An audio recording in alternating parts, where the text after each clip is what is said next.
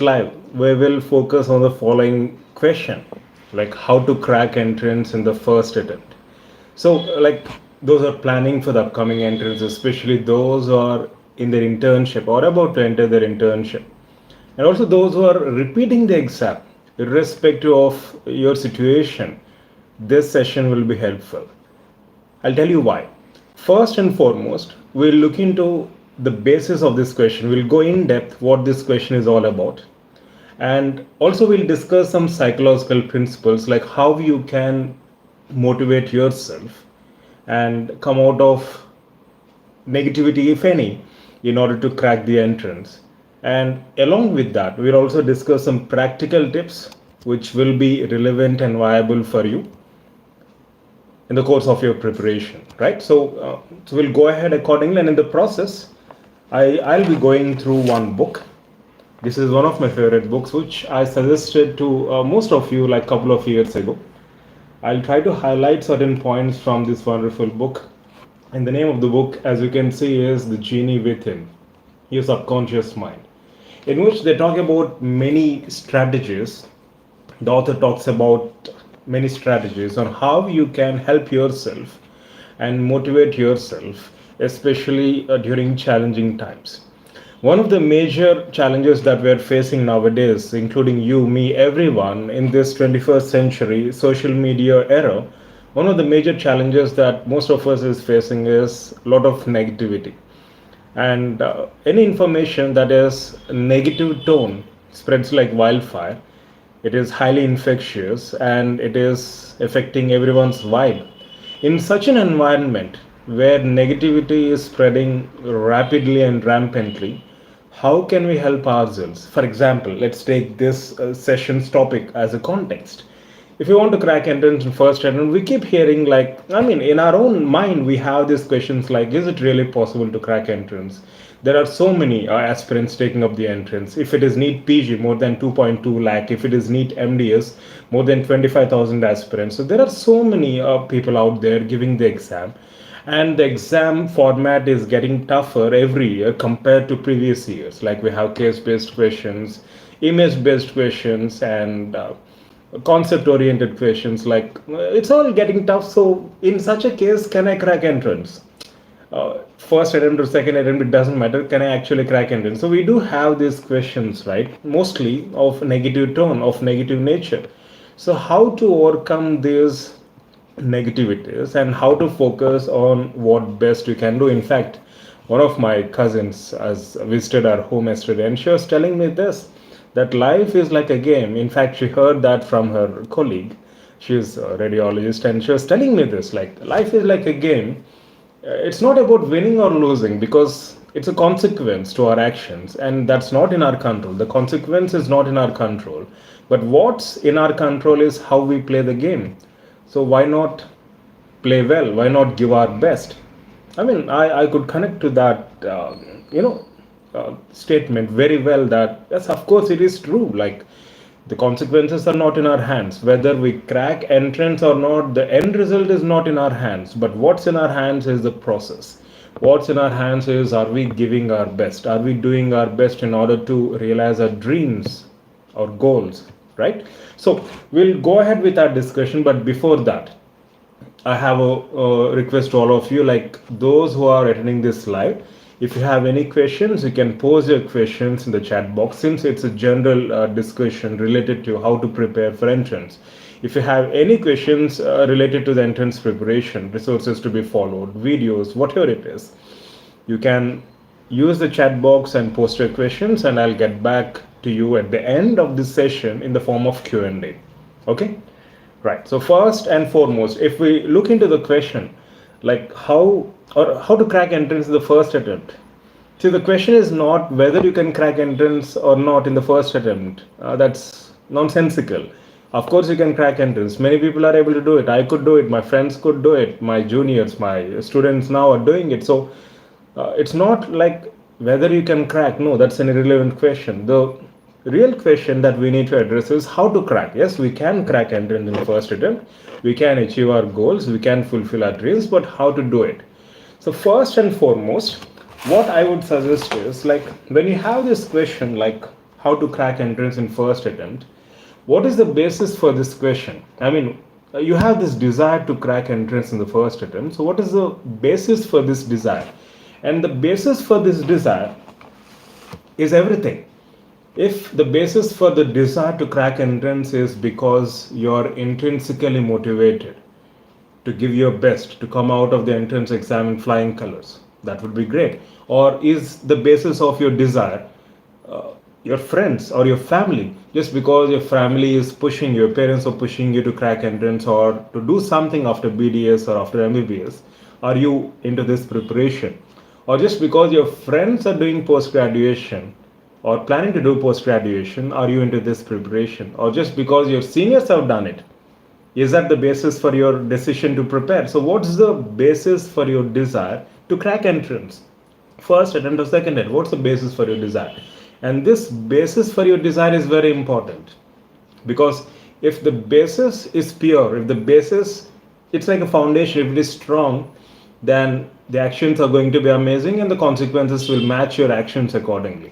All I would say is, this is what we talk about in various online and offline programs: enhancing your perspective. Don't see these entrances just as a means to crack, just as a means to get some rank or get into desired specialty. Rather, see this entrance preparation as a means to understand the concepts at a basic level, so that you can lay a stronger foundation, which is going to help you not just in your entrance exam, not just in your post graduation 3 years course, but also in the rest of your career, rest of your professional career. So there are larger stakes here. So entrance preparation, it's not just for sake of cracking marks or cracking ranks, something like that. It is way beyond that, and you should truly understand that, because whatever subject that you understand now, that you try to get into your mind, it's going to help you enormously for the rest of your life, mark my words, provided you stay in the profession, right? So the basis for your desire to prepare entrance is very important.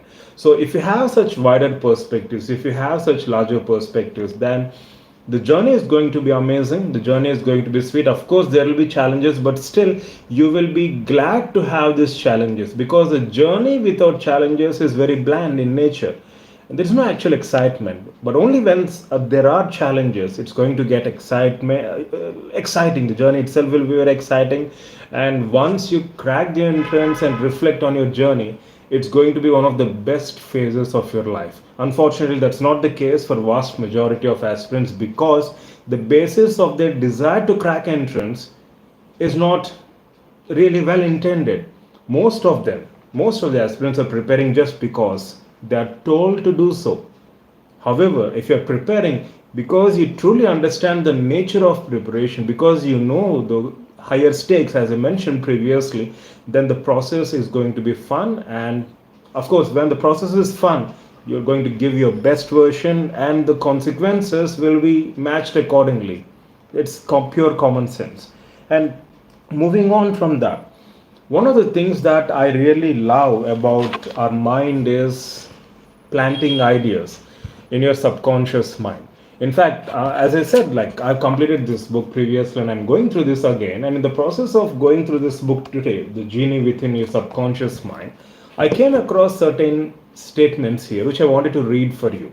And before I read, keep in mind that if you remember in the first live session of 2024, just last week, I mentioned about a universal principle, the intent, action, and universe dynamic, which means if our intent is pure and if our actions are aligned with our intent, the entire universe will conspire in our favor. So, is it some magic, or is there some science behind it? Actually, there is a science behind it. Psychology has proven that through various experiments. Many people who have pioneered in psychology have written many books, and one of the books that is my favorite and I would like to read for you is the following. First and foremost, if you remember, in the previous session, I told you something about visualization technique, a positive visualization technique in the last Sunday's session. So in which I said, if you close your eyes and imagine something, your mind actually doesn't know the difference between what's real and what's imagined. Let me give you a classic example. For suppose last night you had a dream. So you had a dream in which a monster is chasing you. It's a bad dream. How would you feel? Do you know that it's a dream when you're in a dream? Just think about this question. Do you know that it's a dream when you're in a dream? You know that it's a dream when you actually wake up. So when we are in dream, when we are in that theta state, when we are in that deep sleep, and when we have some dreams during our sleep state, we actually cannot differentiate whether it is true or whether it is imagined. That's the reason why when you have a bad dream, your body's reaction will be similar to that of a real life incident, which means when you have a monster chasing you in your dream, your heart rate increases, you will even start sweating, and it is considered as a nightmare that you can even wake up all of a sudden, gasping for breath. So, look at the body's reaction. So, in a sense, the point here is your body doesn't know the difference between what's real and what's imagined. In fact, it's a good news. You know why? Because when you keep telling yourself that you're going to crack entrance, when you keep implanting those positive affirmations or ideas into your subconscious mind, then that becomes a reality. Your body acts accordingly, your mind acts accordingly, it seeks accordingly. That's pure science. So let me just read this particular statement for you. So as I said, this is from a book called The Genie Within, Your Subconscious Mind, written by Harry Carpenter, in which in one of the lessons he teaches us about this imagined and real scenarios. So he says, like, let me just read that for you.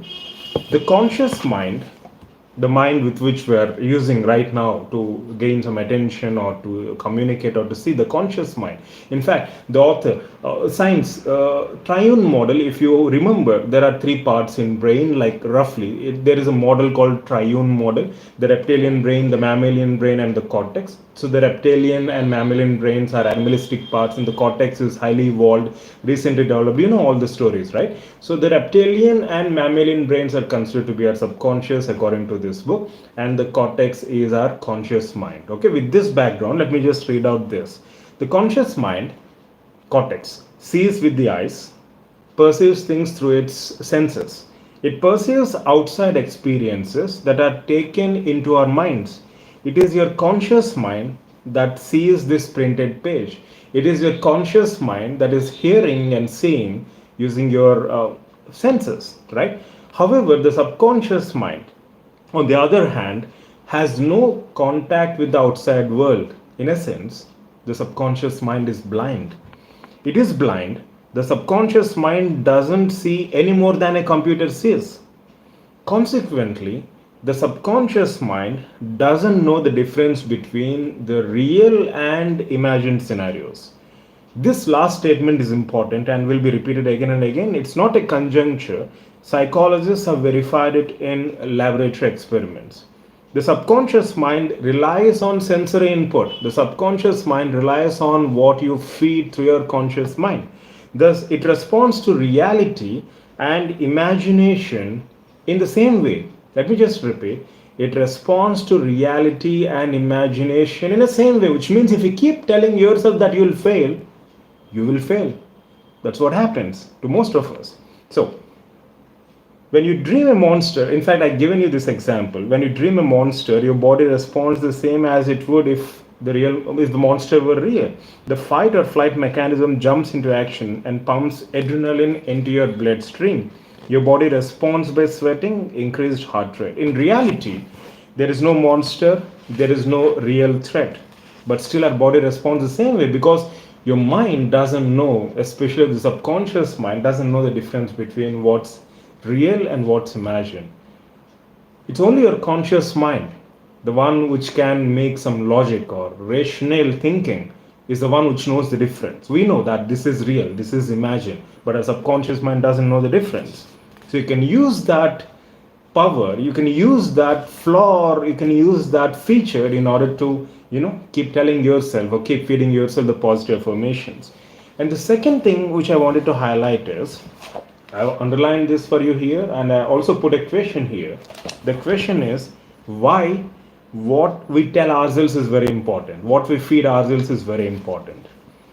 Because mostly we are like, I will fail, the exam is tough, I don't know whether I can crack entrance or not. That's very important, because if you keep giving yourself those negative inputs, as I said, that becomes a reality. Why? We'll just read this. The subconscious mind reasons inductively. from the specific to the general, which means if you tell your subconscious mind that you're clumsy, it will find a way for you to do something clumsy. Usually, inductive rational is not logical. There's no logic behind it. I mean, subconscious mind doesn't go based on logical statements. All it says is, like, as mentioned, if you keep telling yourself that you're clumsy, your mind will start seeking clumsiness and it acts accordingly. What if you keep telling your mind that you're going to be successful, you're going to believe in yourself, you're going to give your best? It works the same way. And finally, third question which I have for you is, why negative people fail in life? See, as I keep on saying, like, every coin has two sides, an optimistic and pessimistic. Both sides are important, there is no doubt in that. But why optimism is the only choice that is better to opt for? Why not negativity? Why negative people fail? Let me just read this for you, and then you make a decision for yourself. When we imagine things, when will and imagination are in conflict, imagination always wins. Okay, I'll just go from this. When the conscious mind and subconscious mind are in conflict, the question here is, why negative people fail in life?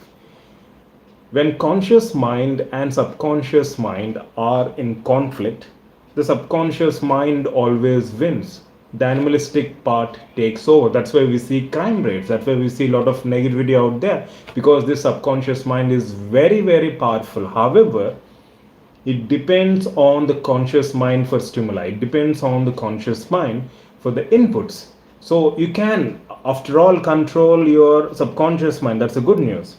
Now, let me just read this for you. When an overweight man, an obese person, he tells himself to go on a diet, and if he does not change his subconscious desire for overeating, eventually his subconscious mind will win out. He will gain back any weight he lost. He may tell himself not to eat the delicious dessert, but the urge from the subconscious mind will win. So the point here is, even if you superficially say, like, okay, I'll crack entrance, it doesn't work that way.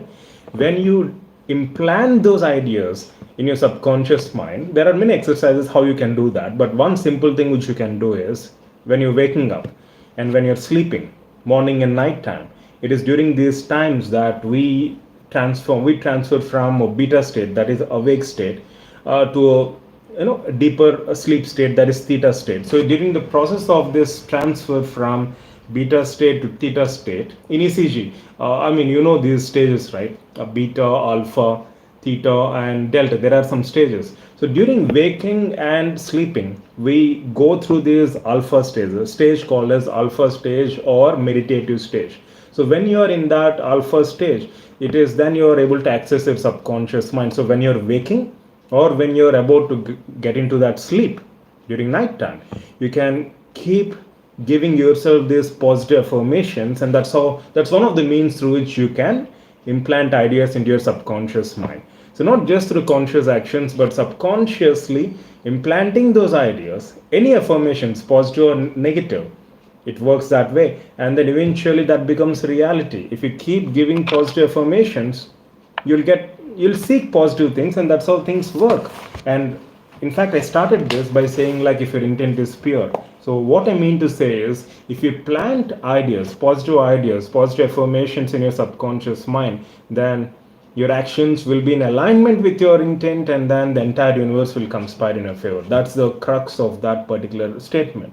And now, keeping all these things aside, when it comes to day-to-day basis preparation, what are the things that you can keep in mind in order to crack entrance in your first attempt? The first one, as I mentioned previously, the schedule for all subjects is very important. You can check out our schedule. You can drop a mail at proudtobedentist@gmail.com, and we'll give you the latest schedule that we are providing for our students. You can use that schedule and plan your prep accordingly. We have limited time, 4 months, 5 months, or 6 months, and depends on the final date of the exam.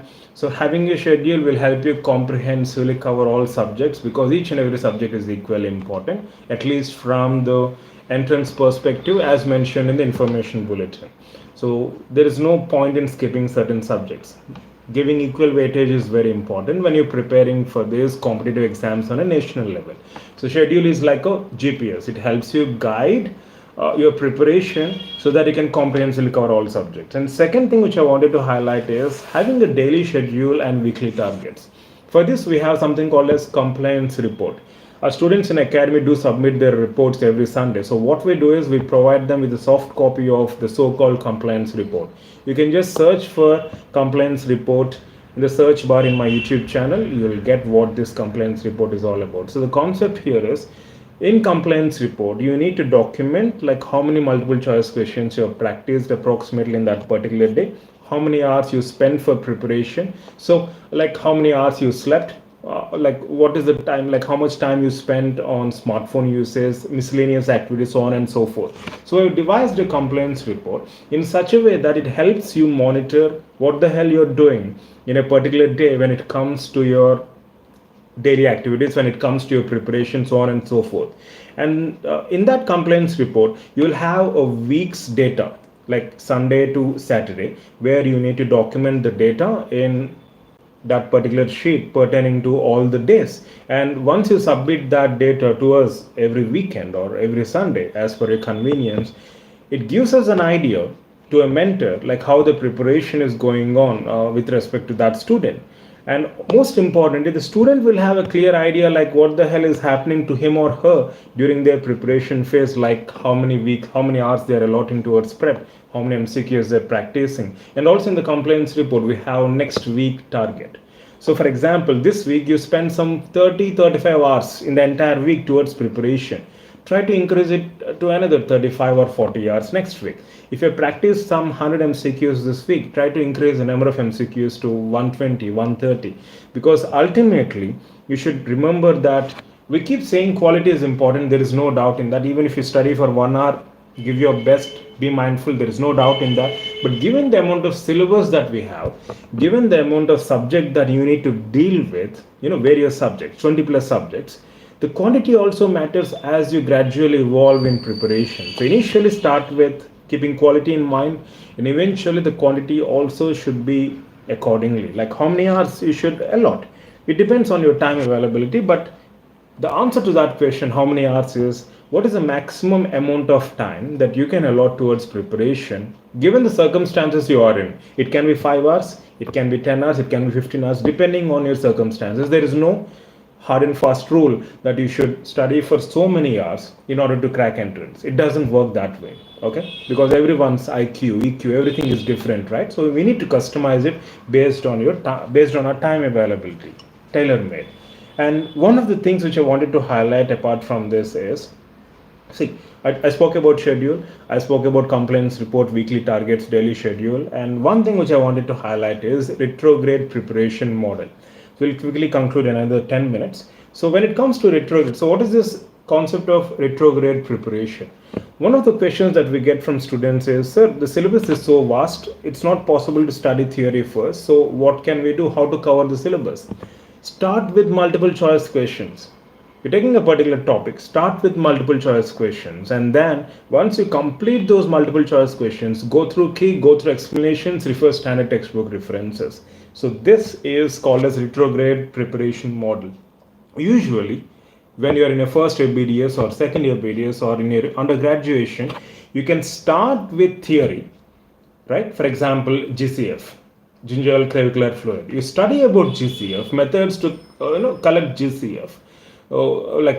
Its nature, like what is the composition of GCF, what is its diagnostic value. You study theory, and then we practice MCQs to test our knowledge or to test our understanding of the subject. But during your entrance preparation time, when you have 6 months, 5 months, 3 months, or even 10 months, it's not practically feasible to complete the entire theory, right? I hope you can understand. So in that case, what we suggest is practice multiple choice questions from GCF, and then quickly go through the key explanations, try to get the crux of it. And if you need any additional information, it is then you need to refer to the standard textbook references. It can be Karanza, for example, if you're talking about GCF, right? Or corresponding PubMed indexed articles. So this is how you can complete, since you're starting from MCQs and then going to learn theory. We call this as retrograde preparation method, and this method has two benefits. As evident, number one, it allows you to practice as many MCQs as possible, and number two, you're going to learn theory as well simultaneously, right? So try implementing this retrograde preparation method. That's what we suggest to students in our academy as well, and see how it goes, and then customize it accordingly.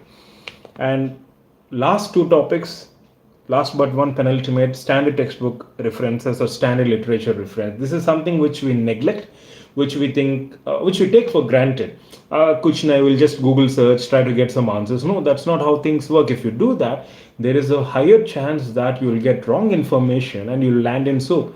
All I'm saying is follow standard textbooks. There is no replacement for that, and follow standard PubMed indexed article references which are available online. Most of them are available online. So when you get authentic information, right, when you get standard information, the confidence that you have in subject is going to be high, and the probability of you answering the question right is also high. So it's like a virtuous cycle. But if you just do a Google search and try to get some quick answer, it's going to be a vicious cycle. Mark my words. Okay. And finally, notes preparation. So if you want to crack entrance in first attempt, or if you want to be the best at what you're doing, always have your notes. Even before attending this, even before starting this live, I was preparing for this live session. You can check, this is today's, this is previous live sessions notes. So you can clearly check that I have this habit of maintaining notes. See, the point is, no one is going to ask me whether I prepare notes or not. No one is going to question me, but why do you think I'm preparing? See, preparing notes allows you to understand what the hell you want to implement or what you want to learn in the process. Like, for suppose you are attending this lecture, how many of you have this habit of at least noting down key points? Because once you start doing that, it gets better imprinted in your memory. In one of the lessons, they talk about how to improve your memory. See, usually conscious memory, we have something called as conscious mind and subconscious mind. Conscious mind has limited memory. Subconscious mind has unlimited memory. Most of us, in fact, all of us have unlimited memory, but some of us find it difficult to memorize certain things, which means it has nothing to do with memory. It has something to do with our recall ability. All of us have infinite memory. All the information that we go through in our life, in any book, is always there in mind. But the real challenge comes with our ability to recall. We fail to recall, that's why we can't remember. So how to improve this recall ability? If you're listening to what I'm saying, you're just getting the words and it goes into your conscious mind, and conscious memory is short-term memory. But once it goes into subconscious mind, it's going to be there with you for this entire lifetime. And how do you make that happen? How to make sure that these words are entering into your subconscious mind? Notes preparation.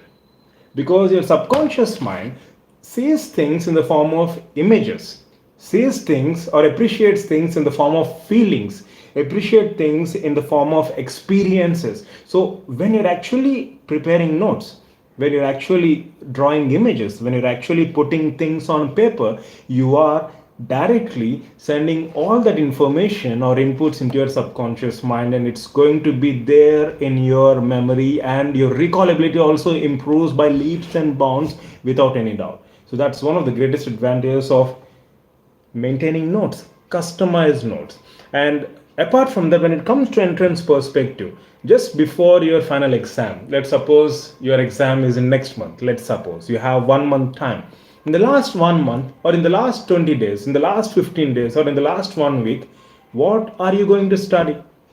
Which subject are you going to study? Which textbook are you going to open? How many MCQs will you practice? It doesn't work out and it's going to be very confusing. It is then you can use your notes to quickly revise as many concepts as possible. Last week we covered 2 topics. One is hot tooth, and then we took up diabetes mellitus clinical considerations. So when you prepare notes, when you look at those images, you will always remember that in your mind, and most importantly, your revision time will be reduced to a drastic extent, because you don't need 1 hour to go through hot tooth again. You just made some important points, and within 5 minutes you can revise the entire concept of hot tooth, And most importantly, this exercise of maintaining notes and revising and getting information at that shorter time is going to enhance your confidence. So the essence here is notes preparation saves your time and enhances your confidence, especially in the last 15-20 days or 1 month before the final exam. Mark my words. So at least now, if you don't have this habit, at least now you did not note down everything, at least bullet points, images, flow charts, or using colorful pens or whatever works for you. Do it customized as per your convenience in order to enhance your memory, save your time, and enhance your confidence. And finally, before I conclude, let me just conclude with this three or four things. First one, take care of your diet, take care of your sleep pattern, take care of your relationships, take care of your thoughts. Four things I want you guys to highlight. First one, I said take care of your diet. We neglect our diet, we eat a lot of heavy food, and then that slows us down, especially those who are in full time preparation or those who are having a hectic schedule. Our food is usually compromised. We take heavy food, we take processed food, ultra processed food. It's going to affect our memory, it's going to affect our sleep pattern, it's going to affect the quality of our day.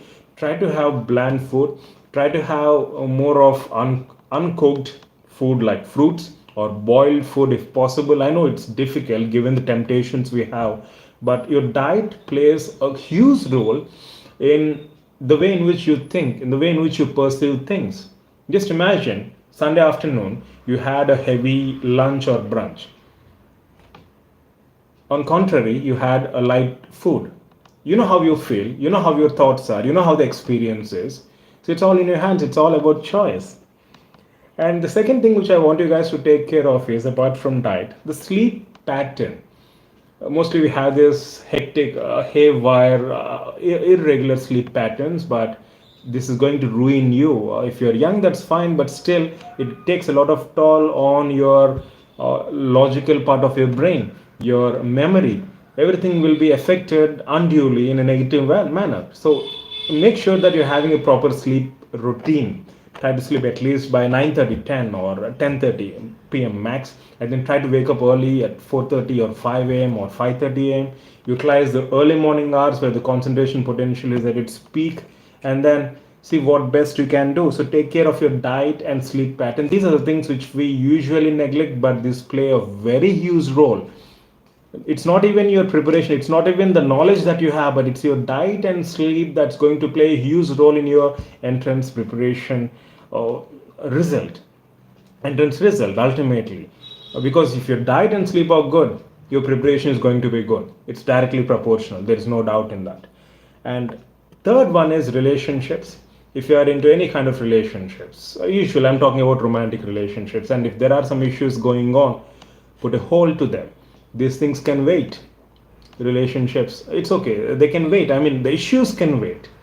Issues can wait. If there is some a fight going on, if there is some breakup going on or something like that, just try to put them on hold and use this preparation as a means to overcome all the negativity and keep giving your best. I've done that personally in my life as well. So when you're going through something, those things can wait. Entrance exam is not just about your exam, it's about your life, it's about your professional life, it's about your personal capabilities. It's way beyond than what we think. So give due importance to this preparation. It's not just about marks and ranks, it's way beyond that, as I already mentioned previously. So rest of the things can wait. Relationships, everything else can wait. Okay? And finally, the thoughts. Take care of your thoughts. This is where we all falter. This is where we all have a conflict within ourselves. Like, we cannot control our own thoughts, especially negative thoughts. When you say control, we're talking about negative thoughts. Why do we want to control positive thoughts? It's our negative thoughts which usually play a spoiled sport. And whenever you're facing any negativity, do not try to evade it, probe into it, and then ask yourself why you're feeling that negativity. If you're facing negativity because your friends, if you identify your friends as a source for it, keep them at bay. You know, when you have a negative person in your life, or when you perceive a person to be negative, it's going to have a lot of negative impact on you and your performance. It's going to ruin you. If you find something negative, or you can be the source of negativity or toxicity, if that's the case, maintain healthy distance for your own sake and for sake of people around you, right? If you feel the other person is negative according to you, at least try to maintain that healthy distance, because that's how one of the best ways to overcome negativity or to improve our positivity is to cut down the negative stimuli. So cut down the negative stimuli. Smartphones are the greatest source of negative stimuli nowadays, unfortunately. So cut down smartphone uses, cut down any means, people. It doesn't matter, it's okay. You will get the right people into your life. Just give some time. So address the negativity in your life and identify the sources of the negative thoughts. And if you are overthinking, if you feel like the negative thoughts are coming deep within you, once you start probing, you can identify the source. If you keep telling yourself like, oh, the exam might not be happening on time, or there are so many students taking up the entrance, or the paper might be tough, just probe yourself like, what's the basis of these thoughts? Are these thoughts coming from your friends? Then maintain distance. Are these thoughts coming or originating from overuse of smartphones? Is it because you have seen some online activity talking about these nonsensical things? Then cut down those stimuli and trust in yourself, trust in the process. Every one of us, before I conclude, every one of us has a lot of potential hidden deep inside. And this entire life of ours is a process of self discovery, discovering our life's purpose, discovering our inner potential, tapping into that potential. And in order to make that happen, it doesn't matter whether others believe us or not, at least we should believe in ourselves. So, as I started this session, based on what my cousin has said, life is like a game. Winning or losing are just a consequence, which is not in our hands. But what's in our hands is how we play the game. So play it well. Trust the process, give your best, and leave out the rest. It's easy to say, but trust me, when you implement it, you'll realize that it's even easier, far more easier, damn easier to implement that as well. One thing which I keep on saying is like, right now I'm conducting this live session. It doesn't matter about the outcome of the live session. It frankly doesn't matter. The likes, comments, participants, it doesn't matter. The intent here is to reach out to aspirants beyond these barriers and boundaries using this technology, which we are able to do. And today we have 98.1k subscribers. The intent is there and we're acting accordingly. The universe will conspire in our favor, and that's what has been happening. The output doesn't matter. And if you have such intent, you'll have beautiful results, amazing results as a natural consequence. So we need not really worry about the output or the result. So stop stressing yourself about the result. Mostly the negative source of our thought process is this: we are worried about the exam, we are worried about like whether we will be able to crack entrance or not. What if I don't crack entrance? This is where the source of negativity lies for most of us, if not everyone. So just keep telling yourself this like, it doesn't matter, because the end result is not in our hands. After you take up the entrance, after you give the test, the end result is not in our hands. The number of participants is not in our hands, because it is percentile basis. The complexity of question paper is not in our hands. The number of participants is not in our hands. The testing center location sometimes is not in our hands. So there are many things which are not in our hands, but there are some things which are absolutely in our hands. That is our ability to respond to a given situation, our ability to give our best no matter what the circumstances are. No matter what the circumstances are, if I am determined to give my best, no one and no thing can stop me in this life. It's as simple as that. So keep your intent clear and let your actions be in alignment with your intent. If the intent is pure and if the actions are aligned with our intent, the entire universe will conspire in our favor, right? So with this, let me conclude my part of this interaction. And if you guys have any questions, you can just post them in the chat box. We'll stay for a few more minutes and then we can conclude this session. Hi Krishna, a very good evening.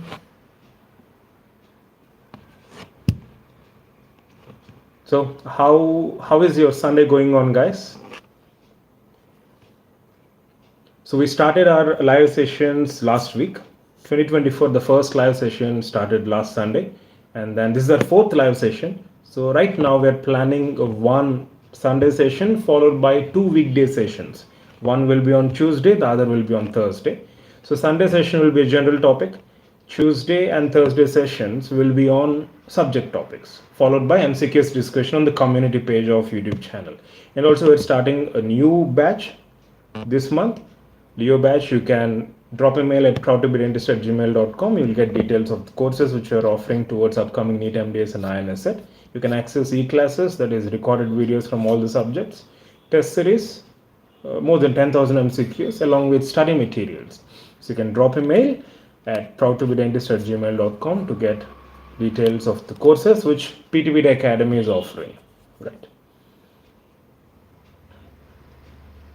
Hi Krishna. Yeah, I'm glad you asked about Freedom Tour. No, it's not over, Krishna. I wish I could say that it's over, but no. I'm glad I'm not saying that. Freedom Tour is not over yet. Right now I am at my hometown. So it'll still continue. So because of some personal issues and challenges, I had to stay back at my hometown for a couple of months maybe, and then I'll be resuming my tour. Yeah. And as you know, as part of the tour, like I've been throughout entire India and then Kazakhstan and then Nepal, and then last month, almost 1 month I spent at Malaysia, and we started conducting these perspective enhancement programs, motivational sessions, career guidance programs for students from different backgrounds, dental, medical, engineering, even high school students. It's going really great, and we're looking forward to do more and more sessions. So right now, as I'm staying at my hometown, we're planning some sessions in the nearby schools and colleges, starting from my alma mater, from the college where I've done my graduation. We are initiating some programs there. We conducted 2 sessions, and we're planning more and more. Hi Sonam. How to do clinical subjects? You mean to say how to prepare clinical subjects, Sonam? See, whether it is clinical or basic subjects, if you have followed the entire live session, I spoke about something called as Retrograde preparation method. Start with MCQs, go through the key explanations, and then refer standard textbooks for reference purpose. And if you're doing clinical subjects, if you want to do clinical subjects, at least make sure that you have a proper schedule, like 1 subject per week or a combination of 2 subjects for 2 weeks, and then try to complete off. Okay. I mean, if you have any specific questions related to how to do clinical subjects, let me know, Sonam.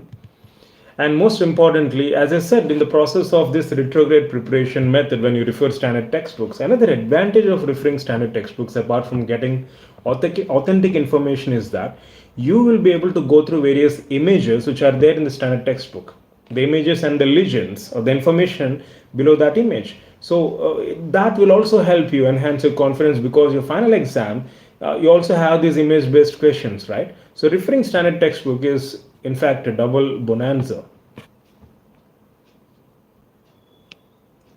Yeah, so Krishna and Sonam, which places are you guys from? Which state are you from? So any other questions? Anything, it doesn't matter. Feel free to ask. Yeah, you're welcome, Sonam.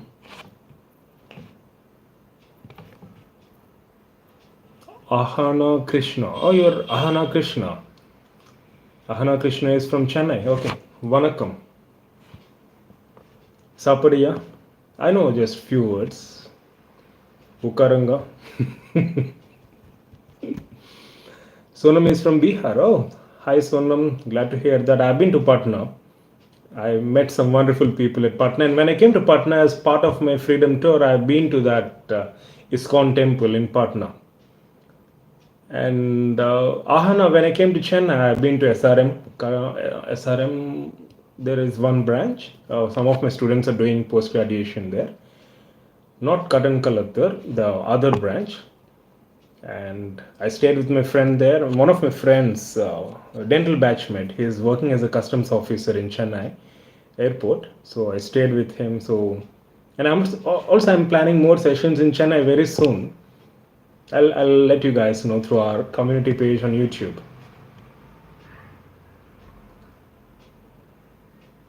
Yes, hi Vittal, Harijan. I remember seeing you a couple of years ago as well, attending our live sessions. Good to see you again. I mean, good to see your message again. Ahana Krishna, you want me to do a live session as a quiz? Of course, yes. That would be my pleasure. We'll definitely plan one Sunday or one weekday. We'll do some quiz. In fact, we used to do that. We used to call these sessions as Fun Fest. You just search as Fun Fest in our YouTube channel. We conducted some 3 or 4 Fun Fests. It's an online quiz which we used to do on YouTube Live. It's a very good idea. I appreciate your suggestion and will definitely consider it. One YouTube live session as a quiz. Vittel has a question. Hi Vittel, a very good evening. I have 9 to 5 job. I've given just one attempt of NEET MDS and I got 13,000 rank. SC category I belong to, so I didn't take any seat this time. I want to give one more attempt. That's good to know, Vittel. So first and foremost, is there any flexibility in the job or is 9 to 5 fixed? See, when you say 9 to 5, yeah, of course I do recognize. As I said, we all have great memory. It's the recall which we struggle with. And when we are doing things mindfully, your recall is also going to be amazing. So is your 9 to 5 job fixed? Because when you say 9 to 5, it means actually 8 to 6. Because at least 1 hour prior, you should get ready, you should start, and then by the time you come, you restart, it will be 6. So 8 to 6 is just towards your job. So how to maintain work-study balance? Vittel, one of the suggestions that if the flexibility is there, then hear to me about the following things and then make a decision accordingly. The reason why I asked about flexibility is if you can push your 9 to 5 to 11 to 6 or 11 to 7, that would be great because that gives you early morning time so that you can allot that or invest that early morning time towards your prep. For example, let's suppose you wake up at 5 o'clock. Let's suppose 6 o'clock. At least from 6 to 9 or 6 to 10, solid morning 3 to 4 hours you can utilize for your preparation on a consistent basis and then take care of your job, and then night when you come you can allot at least 45 minutes to 1 hour towards your prep, and then sleep early and then repeat the cycle. So if there is any flexibility, try to push the morning hours towards 10:30 or 11 if possible, and utilize the early morning hours and the morning session, early morning as well as late morning session towards your preparation, because as I said, that's where you can actually reap in maximum benefit, simultaneously maintaining a good sleep cycle. If you do reverse, right, if you try to spend more time during night time, it affects your sleep cycle, and then your morning is also not utilized properly. It becomes a vicious cycle. I hope you can understand, because we are all human beings belonging to this planet earth. We have something called as circadian rhythms, something called as biologic clock. So sun rises, sun sets, if we can follow that, it's as simple as that. Our day is going to be bright. A sleep quota will, in fact, you have a good sleep, you have a deep sleep, it's going to enhance your entire day to a greater extent. I mean, you can appreciate that. Any day you wake up early, you know how it feels. Any day you wake up late, you know how it feels. Any day you sleep early, you know how it feels. Any day you sleep late, you know how it feels. So just be conscious about your feelings and then follow it. It's as simple as that. In fact, that's something which we try to highlight. Take care of your diet, take care of your sleep pattern, take care of your relationships, take care of your thoughts, right? Yeah. So any other questions? And Vittel, which place are you from? I mean, which state are you from? So we have Sonam from Bihar. We have Ahana from Chennai. Yeah, thank you so much, sir. I would keep all set points in mind and follow them accordingly. You're welcome, Vittel. You're most welcome.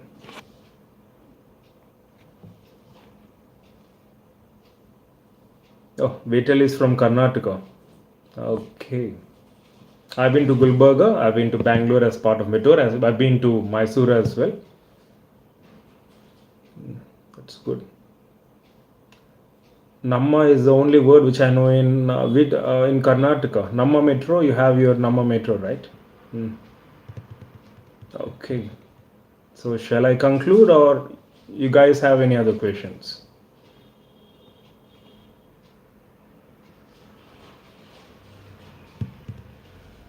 It's been almost 50 minutes, closer to 1 hour.